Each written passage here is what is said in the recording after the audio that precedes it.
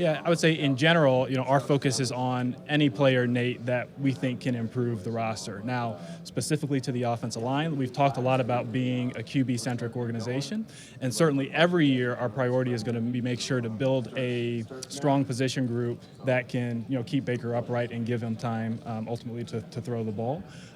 This class in particular, again, has a lot of talented players across the different positions, and again, we're gonna identify guys that fit our profile, fit our organization, that can add competition across both sides of the ball.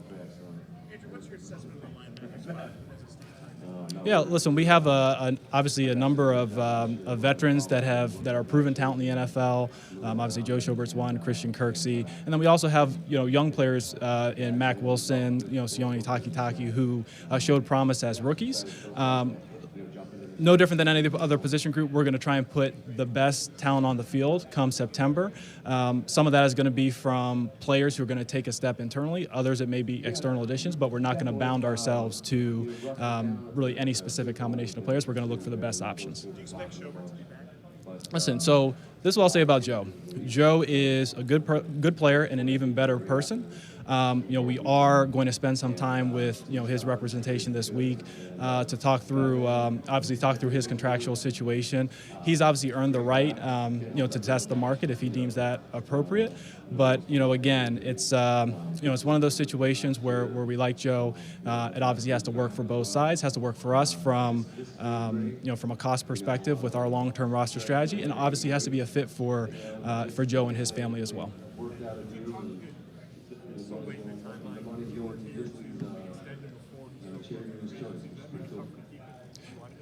Yeah, that is one of the things that we believe at our core, that we are going to be aggressive in engaging in pre-market extensions for players that we view as pillar players, long-term fixtures within the organization. That does present its challenges, but again, those are challenges that we're going to have to face every year. Mm-hmm. So Dan, again, not to sound like a broken record here, but we are going to look across every position to add talent and competition over the course of the next few months. Again, we have some good players who are already on the roster. Obviously, David-njoku. David didn't quite have the year that he anticipated this past offseason, past fall. But we still view David as a talented pass catcher and a guy that we expect to take a step forward in this upcoming year. Dave Bacon is in Indianapolis with the NFL Scouting Combine. Dave, we just heard Andrew Berry, and one of the problems with having so many coaching changes and regime changes, you don't get to see the guy in action long enough to hear what he says and then decipher what he means. So this is our first chance as general manager for Andrew Berry. What did he mean by all that stuff?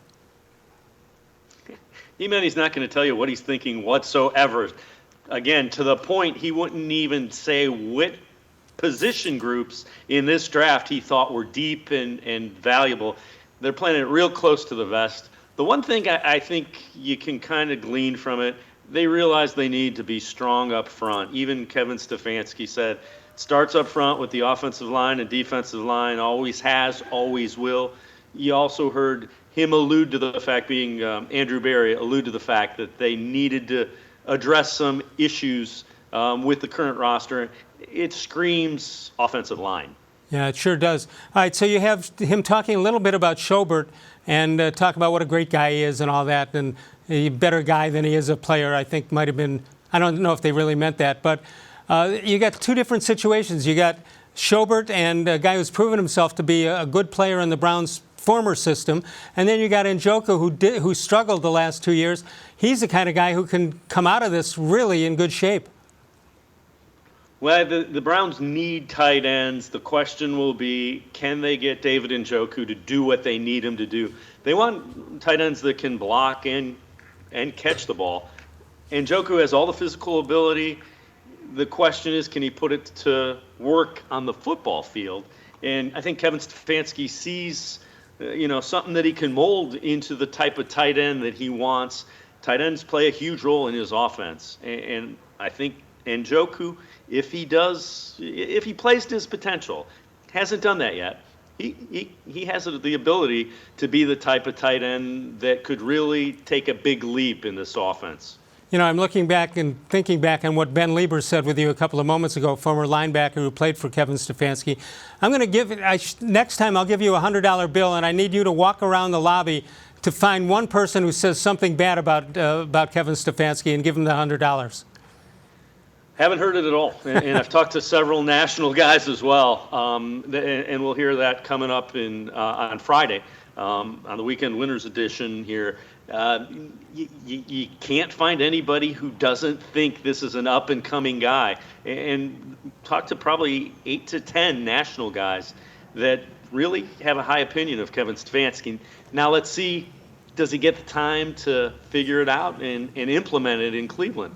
That's a big question right now. Do you think, in talking or listening to those 8 to 10 national guys, do you think that somehow, some way, Jimmy Haslam has resurrected his image or resurrected his way of doing business? Do you think that, I mean, if he hires Stefanski and he's the right guy, you got to give some credit to Jimmy Haslam?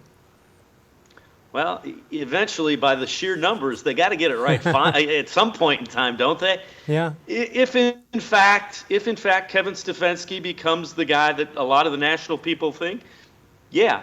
But again, it sounds all good and well until it gets into the playing, on the field of play in September. It has to equate to wins, and it has to equate to wins pretty quickly. Yeah.